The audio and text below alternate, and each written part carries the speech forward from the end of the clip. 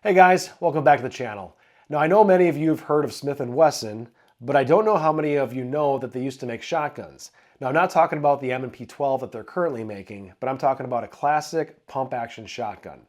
Well, they did take a stab at it back in the 70s, and that's what we're going to be talking about today, the Smith Wesson Model 916.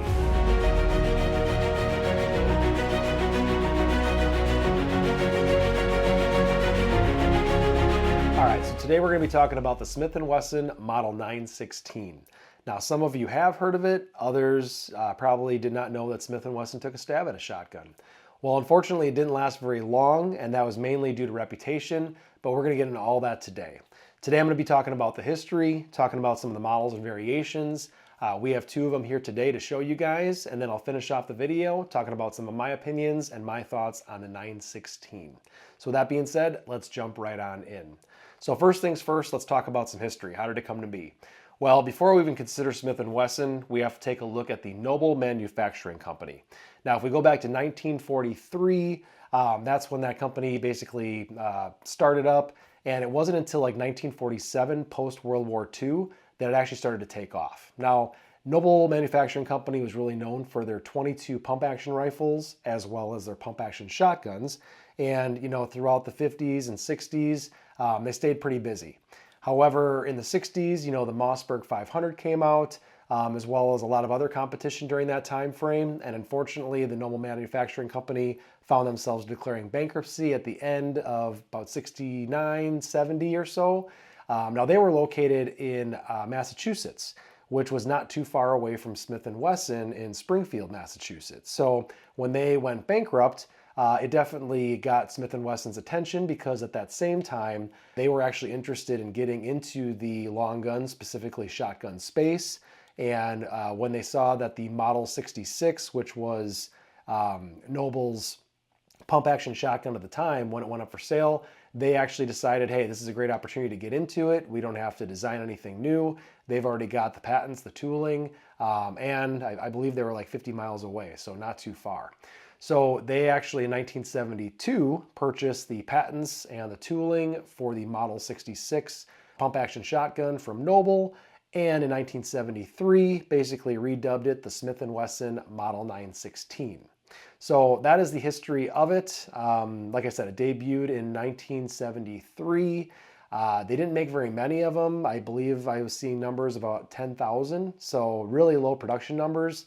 And pretty much by 1978, these were off the shelves.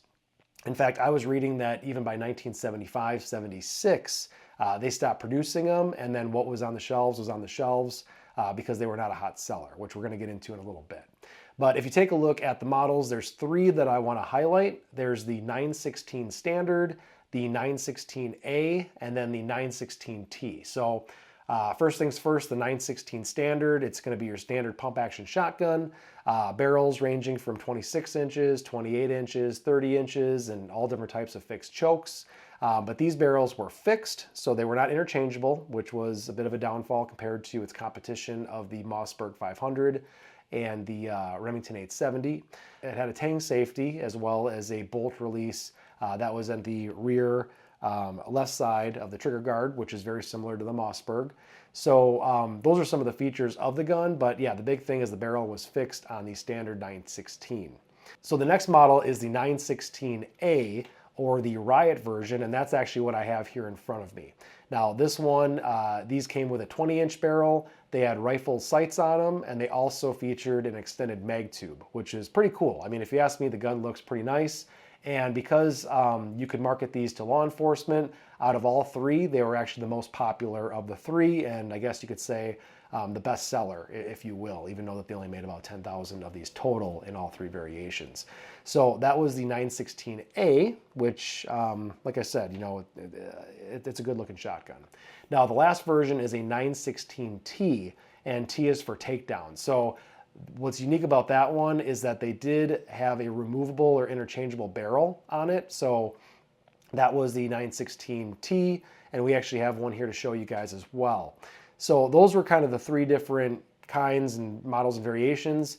They did come in both 12 gauge as well as 20 gauge. And again, they came in different barrel sizes, 26, 28, 30, and different types of chokes too. So that's really what you were looking at, but all of them did have that tang safety as well as the bolt release in the back that kind of mimicked or modeled the Mossberg 500. So if you do come across a 916T, what you're going to want to do is you're going to want to look at the top of the barrel really close to the receiver, and you're going to want to make sure that there is either like a circle or a 0 or an O or some of the sort stamped on the top of that barrel, because the recalled barrels, they actually have that circle or 0 or circle stamp at the top, whereas the ones that weren't recalled, there's just nothing there. So keep that in mind if you're looking at specifically a 916T.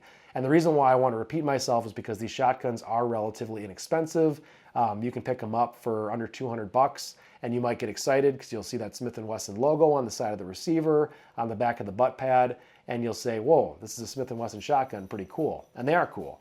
But at the same time, there are some safety hazards. So again, 916T takedown, make sure to check that barrel before you purchase it, and especially before you shoot it, okay? So those are the three: the 916, the 916A, as well as the 916T. Now that brings me to my last point here is, I guess, what do I think of the Smith & Wesson Model 916s? You know, I've got experience with 2 of them now. You guys know I'm a shotgun collector and enthusiast, and I do have them in my collection. So would I recommend them? I'm gonna have to say no. And the reason why I'd say no for hunting and, you know, sporting clays and things like that is just due to the quality issues, due to the recall, due to the uncertainty, and I get it. There's uncertainty with any, you know, vintage firearm, specifically, you know, rifles and shotguns and even pistols for that matter. But in this case, I think it's really a toss-up. Some of them out there are going to perform really well, like my 916T, and others are going to give you some issues, like my 916A. So I would say if you do want to get into one of these guns, especially because they are relatively inexpensive, just go into it knowing that it might not be super great quality. You might have some issues. But if you're like me and you like that Smith & Wesson logo on the side of the receiver, you know, definitely pick one up because they're inexpensive and they're pretty cool conversation pieces and pieces of history. People are always like, oh, I didn't even know that Smith & Wesson made a shotgun. So other than, you know, the ones that they've imported over the years, like the Model 3000, Model 1000, and but now they're making the M&P 12. But anyways, I digress. That is, those are my thoughts on the 916. Definitely a cool piece of history, just not something I'd recommend shooting. Me personally, probably have less than 100 rounds on both of these, but they are pretty cool. So, but what do you guys think? You know, do you know much about the Smith & Wesson 916? Is there anything that I missed? Do you have them? What has been your experience with them? Do you like them? Do you shoot them? Do you just kind of have them in your collection? What do you guys do with yours? I'd love to hear about it in the comments below. So as always, you know, we appreciate all of your support. Please like, subscribe, ring that bell so you get notifications of all of our future content. We definitely really appreciate that. But with that being said, you know, this is Scott signing off, The Average Joe's Armory, channel for the Average Joe, and we'll see you guys in the next one. Thank you.